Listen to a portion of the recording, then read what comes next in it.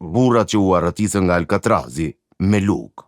Në maj të vitit 1964, Michael Charlton, i emisionit Panorama të BBC-s, nëpër ujërat e trazuar të gjirit të San Franciscos, kreu udhtimin më të frikshëm në botën kriminale, për të parë ishullin famkeq të burgut të Alcatrazit, i mbiquajtur Shkëmbi. Burgu federal mbante disa nga kriminalët më të rrezikshëm në Shtetet e Bashkuara të Amerikës. Konsiderohej si kështjellë e pathyeshme, por në orët e hershme të 12 qershorit të vitit 1962, 3 burra arritën atë që mendohej si e pamundur, u arratisën. Alcatrazi fillimisht ishte fortezë detare për të mbrojtur hyrjen në gjik. Gjatë luftës civile në Shtetet e Bashkuara të Amerikës, për shkak të izolimit të ishullit, shkëmbimeve të thepisur dhe rrymave të shpejta e të ftohta që e rrethonin, atje u mbajtën të burgosurit e arrestuar të Konfederatës. Në fillim të shekullit të 20, u rindërtua si burg ushtarak. Në vitet 1930, derisa SBA-ja përpiqej të merrej me krimin e shfrenuar të organizuar që lulëzoi gjatë prohibicionit, Departamenti i Drejtësisë merr kontrollin e tij. Shumë shpejt nisën të vinin të dënuarit më të frikshëm nga sistemi federal i burgjeve. Ndër të burgosurit më të famshëm ishin gangsterët famkeq, Al Capone, Mickey Cohen dhe George Machine Gun Kelly, si dhe vrasësi i dënuar Robert Strode, i cili më vonë do të bëhej i njohur si njeriu zok Birdman i Alcatrazit. Burra shumë të këqin dhe problematik për të mbajtur në një burg të zakonshëm. Ishte mënyra se si Charltoni i BBC-s e përshkroi situatën. 4 vjet përpara se Panorama të udhëtonte atje, Franklin Morris kishte mbërritur në ishull, i mbetur jetim në moshën 11 vjeçare dhe i dënuar për krimin e tij të parë në moshën 13 vjeçare. Morris e kishte kaluar pjesën më të madhe të jetës brenda dhe jashtë institucioneve të ndryshme korrektuese. I vlerësuar si shumë inteligjent, ishte kriminal i rryer, me një mori të akuzave që shkonin nga posedimi i drogës e deri te grabitja e armatosur dhe ndoshta më e rëndësishmja, arratisjet nga burgu. U dërgua në Shkëmb në janar të vitit 1960, pas arratisjes së tij nga burgu shtetëror i Luizanës. Sapo mbërriti në Alcatraz, nisi të mendojë se si do të largohej. Qelia e tij ishte ngjitur me qelitë e vëllezërve John dhe Clarence Anglin dhe Ellen Westit, të cilët ishin dënuar për grabitje bangash dhe të cilët ishin në burg në Alcatraz që nga viti 1957. Të gjithë burrat e njihnin njëri tjetrin nga periudhat e mëparshme të përbashkëta në burgje dhe me që i kishin qelitë pranë njëri tjetrit, kishin mundësi të flisnin gjatë natës. Kur Charltoni i BBC-s vizitoi lokacionin, një vit pas mbylljes, ishte i vetëdijshëm për reputacionin e frikshëm që kishte burgu për rojet e pamërshirshme, për kushtet e vështira dhe erërat ndëshkuese të detit, të cilat të dënuarit duhet t'i duronin. Një erë e pamërshirshme që dukej se nuk ndalet kurrë, që u lërin dhe jehon në përhekur, tha ai. Ndërtuar mbi fragmentet e hallakatura të një fortese të vjetër, themelet e Alcatrazit sot po kalben dhe po prishen. Me Morrisin që merr drejtimin, të 4 burgosurit nisën të sajojnë planin e përpunuar dhe të guximshëm për t'u arratisur. Gjatë një periudhe prej disa muajsh, burrat e coptuan betonin e dëmtuar nga kripa rreth kanalit të ajrit nën lavamanët e tyre. Duke përdorur lugët metalike të ndjera nga salla e ngrënjes, një shpuese e punuar nga një motor i fshesës me korrent dhe tehet e hedhura të sharrës, ata gërmuan në një korridor të pambrojtur. Për të maskuar zhurmën e shpimit, Morris i binte filharmonikës së tij gjatë orëve të caktuara ditore, kur duhej të bënte muzikë për të burgosurit. Pasi e krijuan një vrim mjaft të madhe për t'u zvarritur deri në korridor, u ngjitën në nivelin e sipërm bosh të bllokut të qelisë dhe krijuan një punëtori sekrete. Për të fshehur vrimat e mureve të qelisë, bën grila të rreme me letra, teknika papier maché, nga revistat e bibliotekave të burgut. Kur ishin në punëtori, nisën ndërtimin e një gomone të improvizuar 183 me 427 cm dhe i legët e shpëtimit të punuar nga më shumë se 50 mushamat të vjedhura. Për të ngjitur gomën, ata e shkrinin duke përdorur gypat e avullit të nxehtë të burgut. Më pas harmonikën e kthye në mjet për të fryrë gomonen, ndërsa lopatat i punuan nga kompensata, por teksa punonin, duhej ta fshinin mungesën nga rojet që bënin kontrolle periodike gjatë natës. Kështu i skalitën versionet e kokave të tyre të punuara nga letra, sapuni, pasta e dhëmbëve dhe letra higjienike. Për t'i bërë që të duken më realiste, përdorën flokë të vërtet nga dyshemeja e berberit të burgut dhe i lyen me tone lëkure duke përdorur materiale të vjedhura arti. Këto do t'i vendosnin në shtretër, me grumbuj rrobash edhe peshqirësh nën batanie në formën e trupit të tyre, që të dukeshin sikur ishin në gjumë. Teksa punonin për pajisjet e tyre të improvizuara të arratisjes, gjithashtu e kërkonin një rrugdalje.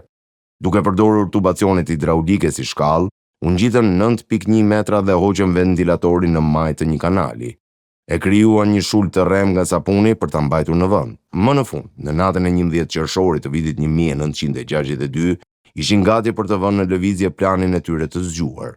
Duke lënë kokat e rreme në shtretërit e tyre për të mashtruar rojet, Morisi dhe dy vëllezrit, Anglin, u zvarritën në përvrimat e mureve të qelis. Arratisja e Westit dështoi, me që nuk ja doli të dilte me kohë nga qelia, kështu që të tjerët u larguan pa të. U ngjitën në çatinë e qelis, vrapuan duke e kapërcyer. Duke mbajtur vargën e tyre të improvizuar para kullës së rojeve, u hodhën poshtë përmes një tubi të kullimit të jashtëm. E kaluan oborin e burgut, u ngjitën në dy gardhe të njëpasnjëshme me tela me gjëmba, 3.7 metra, dhe u zhdorgjën poshtë argjinaturës së pjerrët në bregun verilindor të ishullit. Buzuit e fryn varkën dhe u zhdukën gjatë natës. Alarmi nuk u dha deri në mëngjesin e ardhshëm, kur u zbuluan kokat e rreme. Ishulli ishte gjithashtu shtëpia e familjeve të rojeve që punonin në burg. Babai i Gjolen Bebyakut, i cili në atë kohë ishte ushtrues detyre i rojës në Alcatraz, e lëshoi alarmin. Kur u zgjodha, sirena vazhdonte. Ti shponte veshët, ishte jashtëzakonisht e zhurmshme, e tmerrshme, shumë e frikshme.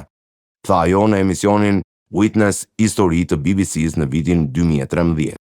Isha e tronditur dhe mendimi im i parë ishte se kjo nuk mund të jetë tentativë arratisje, por sigurisht që ishte.